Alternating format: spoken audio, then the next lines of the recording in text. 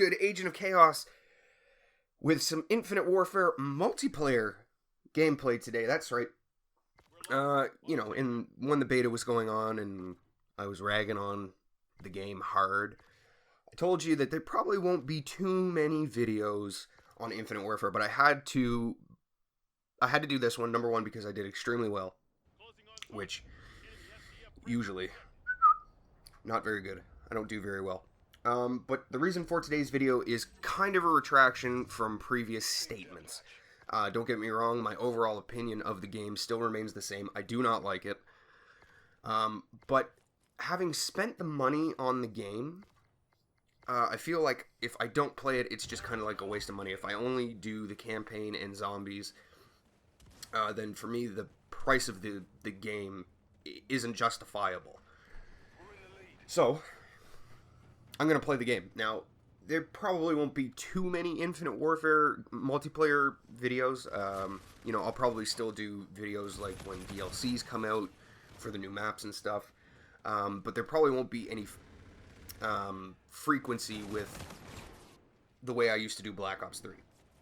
Mentioning Black Ops 3, I said in one of my zombie videos that a lot of people were hating on zombies in Spaceland because they were comparing it too much to Treyarch zombies. And I kind of been doing the same thing. I've been comparing multiplayer in Infinite Warfare to Black Ops 3, and I need to stop that. Because in order to fully understand this game, you kind of got to pretend that Black Ops and Treyarch don't exist. This is a completely different game, so we can't be comparing it to other stuff. We have to give this game a chance. And I feel like I haven't done that. I haven't given this game a good enough chance to completely write it off. So that's why I've been playing. That's the second reason I've been playing. So we are going to jump into the good, the bad, and the okay. Let's start off with the good. The good is I love the way the game looks. I really do. I really love the way the game looks. The maps look stunning. The campaign is ridiculously well written, well scripted. The game overall looks amazing. Even with multiplayer, the game just looks amazing. And, the acting in the campaign, the actors that they have, they just really sell the whole thing. Another good point for Infinite Warfare, and this is strictly for multiplayer, is, once again, it looks visually stunning. They've done an extremely good job at putting the game together. Unfortunately, that's the only really good things I can say about the game thus far. So, moving on to the okay. The rigs. The rigs are in the okay section for me. The reason for is because they kind of are overpowered, because you can have your specialist ability, I'm doing air quotes here, your specialist ability plus something else. So for me, that's kind of overpowered a little bit. I don't know if maybe in the future they'll nerf them, but for me, they're a little overpowered. That's the only thing in the okay section. The bad.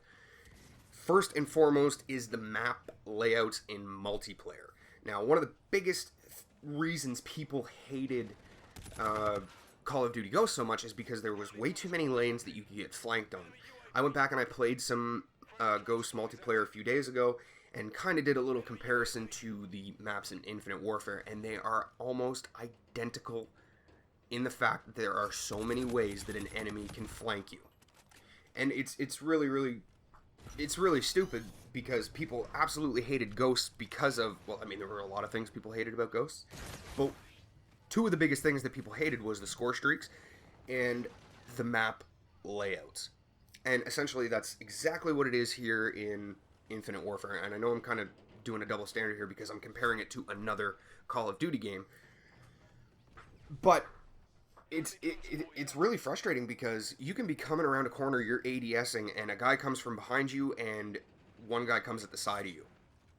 So the guy behind you, or the guy on the side of you, he's pumping 2 bullets into you, so he gets 2 hit markers, but the guy behind you pumps 3 bullets into you. There's no way that you can counter that. Absolutely not. You are gonna die every time this happens, and I think that's something that maybe in the next DLC they have to think about, is not so many lanes. Obviously, they can't fix the ones that are already in the game because, you know, they've been working on it for 3 years. We've got a little bit of time before the DLC, so maybe they can fix that. I don't know if that's a thing. The second thing in the bad category is the weapon variants. I hated it in Advanced Warfare, and I hate it now. Because if you are in a gunfight with somebody who has the exact same gun as you, but just, you know, a different variant that has one stat better than the gun that you have, you are losing that gunfight 10 out of 10. Guaranteed, you are losing that gunfight. And some of the variants of weapons in this game are just absolutely ridiculous. Like, you can have weapon variants that, you know, whenever you're in a gunfight, if you get the kill, it replenishes a quarter of your health. So the next guy thinking, okay, well, he's one shot, you know, turn around, I'm going to pump some bullets into him, but nope, he's back to full health. Okay, another weapon variant is if you get the kill with a shotgun or something, it completely refills your ammo. So same situation, enemy is killing your teammate and you hear him pop off a bunch of shots and you're like, okay, I'm going to give him a second. You know, he's going to reload, so I'm going to hop out now. He doesn't need to reload because his gun is completely filled with ammo. You're screwed. Because now he's got a full clip of ammo to pump into you when you thought he was reloading. Not going to happen. So the weapon variants are dumb. And it's something that I was kind of hoping they weren't going to put in the game, but apparently they're in the game.